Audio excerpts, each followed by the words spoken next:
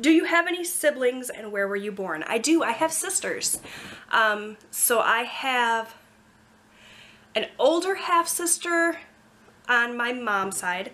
I have an older half-sister on my dad's side. So both of my parents had a daughter from previous marriages when they got together. And then I have two younger sisters as well. So, and they're twins. So I have a total of 4 sisters. And I love them all dearly. There's a big age range between us. I think my oldest sister is 15 or 16 years older than I am, maybe even older than that. My next oldest sister is 10 years older than me, and then my little sisters are 3 years younger than I am. And I was actually born in Pennsylvania. My family originally is from Michigan. My mom was from Michigan. My dad, I know, was born in Colorado. And they met in Michigan. They moved together to Pennsylvania, I think for a job opportunity that my dad had. I'm not 100% sure because we did not live there very long. I just know that that's where I was born, and we were back in Michigan by the time I was 2. So while I was born in Pennsylvania, I have always kind of lived in Michigan until I moved to Florida when I was in 8th grade. We spent 4 years there. And then my dad passed away and we moved back to Michigan right before my senior year of high school. Okay, there's a couple of questions here, I think. Do you ever feel like you wish you worked outside the home? I'm a stay-at-home mom, but the last couple of years I feel like I miss having more adult interactions and friends. I love being able to do things with my son that I wouldn't be able to if I worked. The older he gets, the more I miss working, though. I kind of already touched on that. Right now, I can't imagine going to work and leaving behind my family. But I definitely feel like I said, I'm gonna want something at some point. But right now, I'm perfectly content and happy with where I am. You could move to another state, maybe with warmer weather. Where would you move to?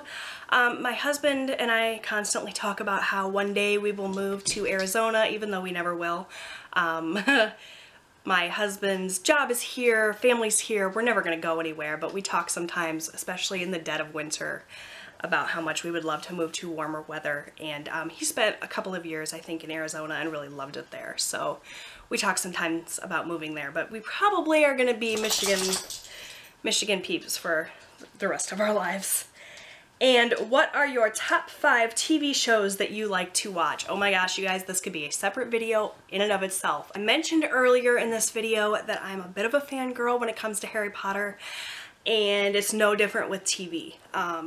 I get a little obsessed over my favorite TV shows. Like I said, back in the day, I used to write fan fiction and things, so this might be a long segment. So top 5 TV shows. It's really, really hard to narrow those 5 down. But I can tell you my number 1 for sure, it's Dawson's Creek. I was the world's biggest Dawson's Creek fan back when it aired, and even now I watch it. I have the complete set of DVDs. I watch it all the time. I watch it on Netflix. I watched it on Hulu. Like, every year I think I do a rewatch of it. I just love it.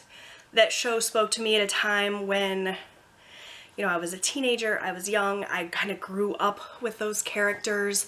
I was completely in love with Pacey Witter and still am. I feel like he's the perfect man. And if you guys have watched that show, I think you probably will agree with me, even if you are a Dawson and Joey fan over a Pacey and Joey fan, which if you are, you're wrong, by the way. Leave me a comment down below if you watched that show and tell me if you are Team Pacey or Team Dawson. I'm definitely Team Pacey all the way. I loved that show. I loved the characters. No doubt about it, my all-time favorite TV show. And back in the day, like I said, I wrote fan fiction. I did like graphic art, like posters and banners and things. If I can find them, I'll insert a couple of them here, like on Photoshop where I blended photos together and did backgrounds. Like, I was obsessed, you guys.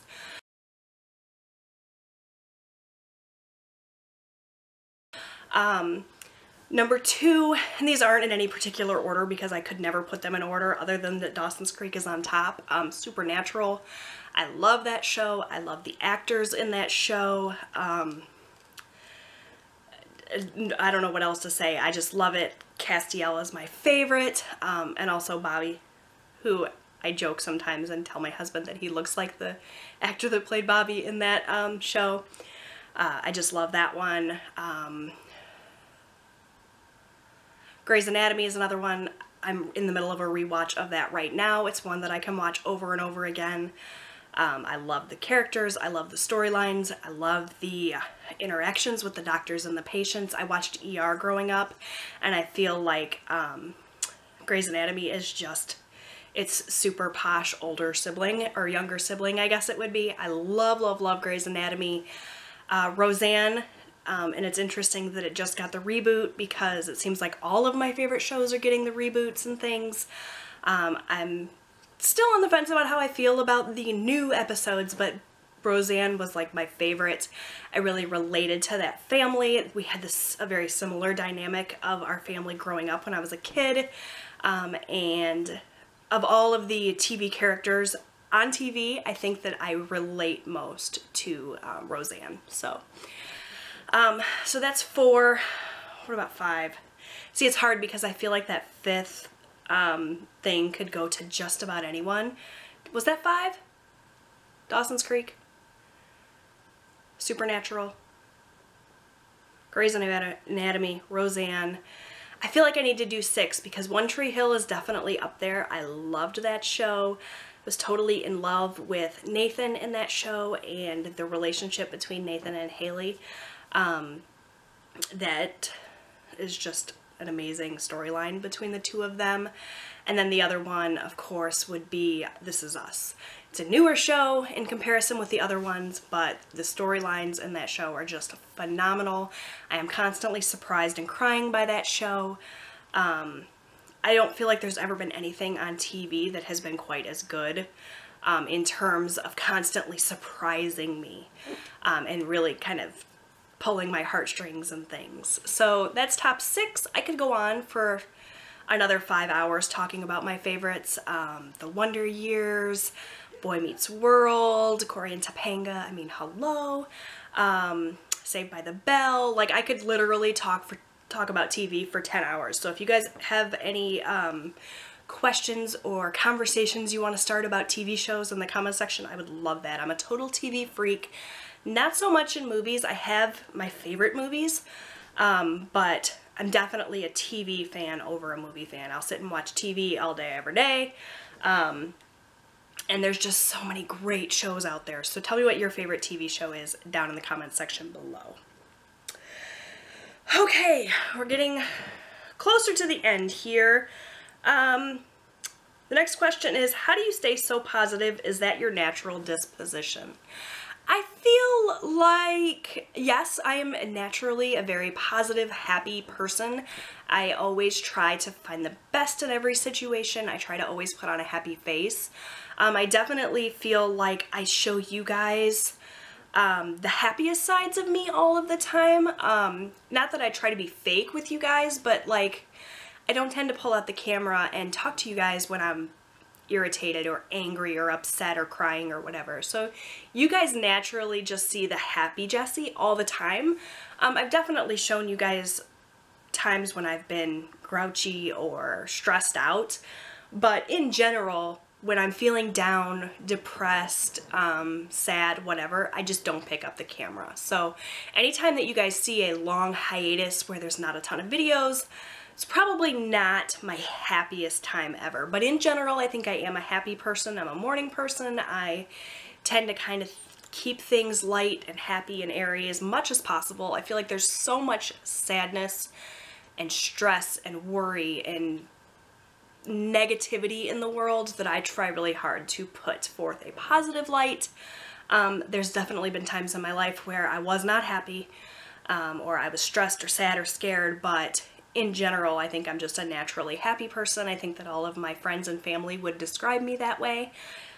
Friendly, happy, light, and that's just who I naturally am. But there's definitely times when I'm like bitch, or when I'm crabby, or I feel like my husband and my kids see that side of me the most, obviously, because they spend the most time with me. Like, I can be very, very moody and, like I said, not the most wonderful person to be around sometimes, but in general, I think I'm just a happy person. And there's so many reasons to be happy, you guys.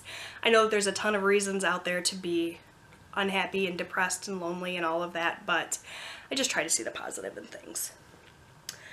Are you still doing your planner stickers one day? I miss them. I put my planning business on hold because I was putting in a ton of work.